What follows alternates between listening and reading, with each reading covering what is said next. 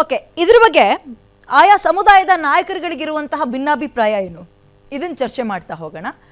ಮುಂದೂಡಿಕೆ ಮಾಡಬೇಕಾ ಜಾತಿ ಗಣತಿಯನ್ನು ಅಥವಾ ಅಂದುಕೊಂಡಿದ್ದ ಡೇಟಿಗೆ ಆಗ್ಬೋದಾ ಚರ್ಚೆ ಮಾಡ್ತಾ ಹೋಗೋಣ. ನನ್ನ ಜೊತೆ ಗೆಸ್ಟ್ಗಳು ಕೂಡ ಇದ್ದಾರೆ, ವೆಲ್ಕಮ್ ಮಾಡ್ಕೊಳ್ತೀನಿ. ಮೊದಲನೇದಾಗಿ ಲಿಂಗಾಯತ ಮುಖಂಡ ವೀರೇಶ್ ಬೇಲೂರು ನಮ್ಮ ಜೊತೆ ಇದ್ದಾರೆ. ಸರ್ ನಮಸ್ತೆ, ಕಾರ್ಯಕ್ರಮಕ್ಕೆ ಸ್ವಾಗತ ತಮಗೆ.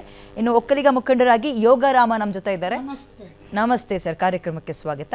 ಅಹಿಂದ ಮುಖಂಡ ವೆಂಕಟರಾಮಯ್ಯ ಅವರು ನಮ್ಮ ಜೊತೆ ಜಾಯ್ನ್ ಆಗಿದ್ದಾರೆ. ಸರ್ ನಿಮಗೂ ಕೂಡ ಕಾರ್ಯಕ್ರಮಕ್ಕೆ ಸ್ವಾಗತ. ಝೂಮ್ ಲೈವ್ ಇಂದ ವಾಲ್ಮೀಕಿ ಸಮುದಾಯದ ಲೀಡರ್ ಸುಬ್ರಹ್ಮಣ್ಯ ಅವರು ನಮ್ಮ ಜೊತೆ ಇದ್ದಾರೆ.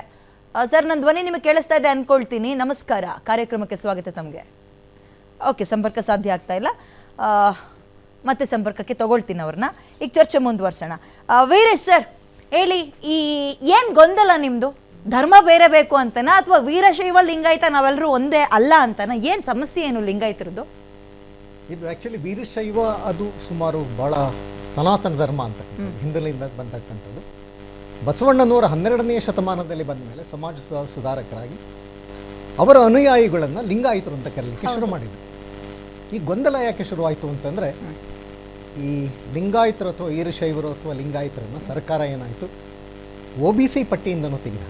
ಇಲ್ಲಿ ಏನಾಗಿದೆ, ಇವತ್ತು ಎಲ್ಲ ಜಾತಿಗಳ ಮುಖ್ಯ ಉದ್ದೇಶ ಇರತಕ್ಕಂಥದ್ದು ಸರ್ಕಾರದ ಉದ್ಯೋಗಗಳಲ್ಲಿ ಮೀಸಲಾತಿ ಬೇಕು ಅಂತಕ್ಕಂಥ, ಅದು ಪ್ರಮುಖವಾದ ಅಂಶ. ಇದುವರೆಗೂ ಕೂಡ ಈ ಜಾತಿಯ ಬಗ್ಗೆ ಯಾರು ತಲೆ ಕೆಡಿಸ್ಕೊಂಡಿಲ್ಲ. ಈಗ ಬಂದಿರತಕ್ಕಂಥದ್ದು ಜಾತಿಗೆ ಯಾಕೆ ಜಾತಿ ಅಂದರೆ ಸರ್ಕಾರಿ ನೌಕರಿಯಲ್ಲಿ ಒಂದು ಬರ್ತದೆ. ಆಮೇಲೆ ಸರ್ಕಾರಿ ಸೌಲಭ್ಯಗಳನ್ನು ಪಡೀಲಿಕ್ಕೆ ನಾವು ಕೂಡ OBC ಅಥವಾ ಶೆಡ್ಯೂಲ್ಡ್ ಕ್ಯಾಸ್ಟ್, ಶೆಡ್ಯೂಲ್ಡ್ ಟ್ರೈಬ್ ಅಥವಾ OBCಯಲ್ಲಿ ನಮ್ಮನ್ನು ಸೇರಿಸಿದರೆ, ಜಾತಿಯನ್ನು ಸೇರಿಸಿದರೆ ನಮ್ಮ ಜನಾಂಗ ಅಥವಾ ನಮ್ಮ ಜಾತಿಯವರಿಗೆ ಸರ್ಕಾರಿ ಸೌಲಭ್ಯಗಳು ಸಿಗುತ್ತೆ ಅನ್ನೋ ಒಂದೇ ಉದ್ದೇಶಕ್ಕೆ ಇವತ್ತು ಎಲ್ಲ ಜನಾಂಗದವರು ಕೂಡ ನಮ್ಮನ್ನು OBCಗೆ ಸೇರಿಸಿ, ನಮ್ಮನ್ನು SCಗೆ ಸೇರಿಸಿ, ನಮ್ಮನ್ನು STಗೆ ಸೇರಿಸಿ ಅಂತೇಳಿ ಹೋರಾಟ ಮಾಡಿಕೊಂಡು ಈ ಗೊಂದಲಗಳನ್ನು ಹುಟ್ಟಿಸಿರ್ತಕ್ಕಂಥ ಮೂಲತಃ ಎಲ್ಲ ಹಿಂದೂಗಳೇ.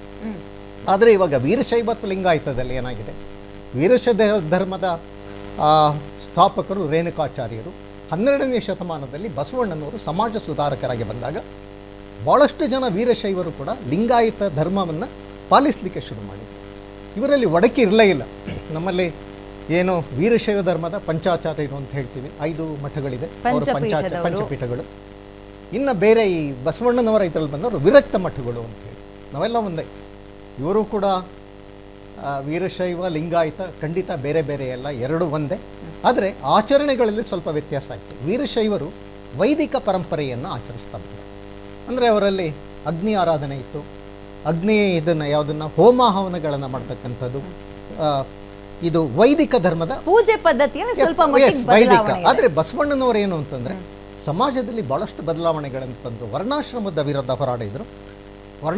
ವಿರುದ್ಧ ಹೋರಾಡಿದರು ಮತ್ತು ಏಕದೇವೋಪಾಸನೆಯನ್ನು ಶುರು ಮಾಡಿದರು. ಲಿಂಗ ಪೂಜೆ, ಇಷ್ಟಲಿಂಗ ಪೂಜೆ ಇರ್ತಕ್ಕಂಥದ್ದು.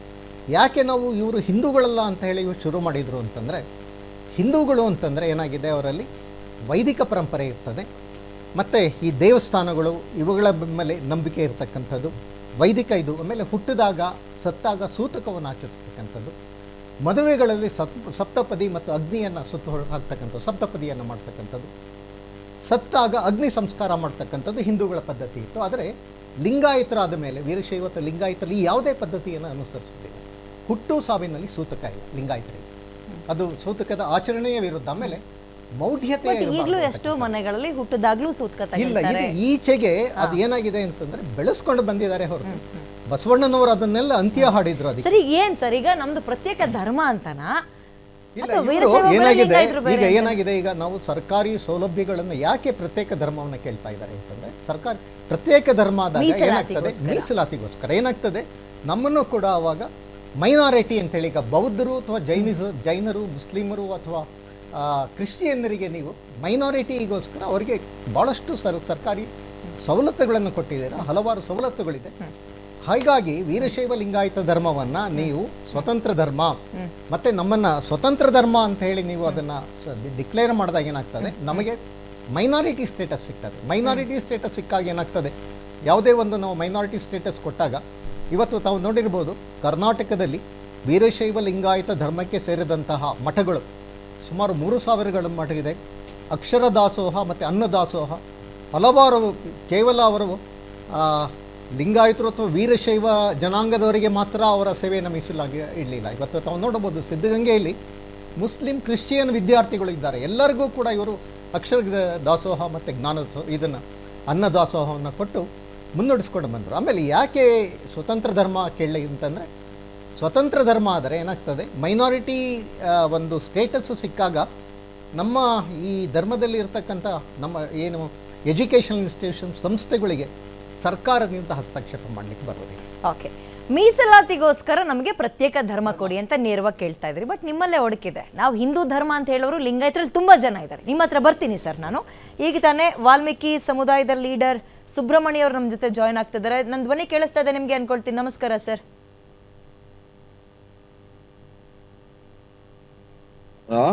ಸುಬ್ರಹ್ಮಣ್ಯ ಅವರೇನ ಧ್ವನಿ ಕೇಳಿಸ್ತಾ ಇದೆ ಅನ್ಕೊಳ್ತೀನಿ. ನಮಸ್ಕಾರ, ಮಾತಾಡ್ಬೋದಾ?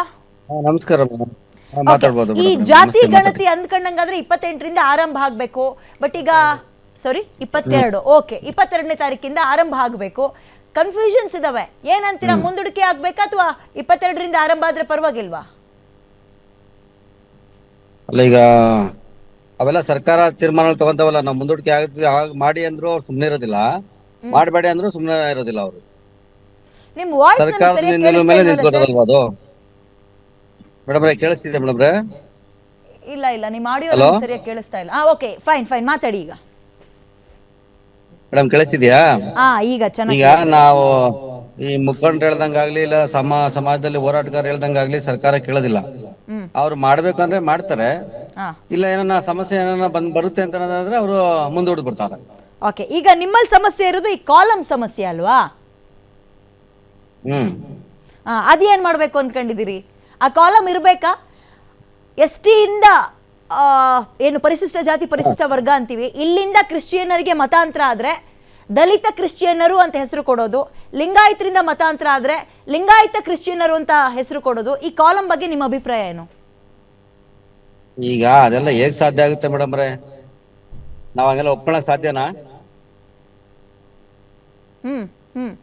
ನಾವು ನಮ್ಮ ಧರ್ಮಕ್ಕೆ ನಾವು ಪ್ರಿಫರೆನ್ಸ್ ಮಾಡ್ಬೇಕಲ್ಲ ಮೇಡಮ್ರೆ?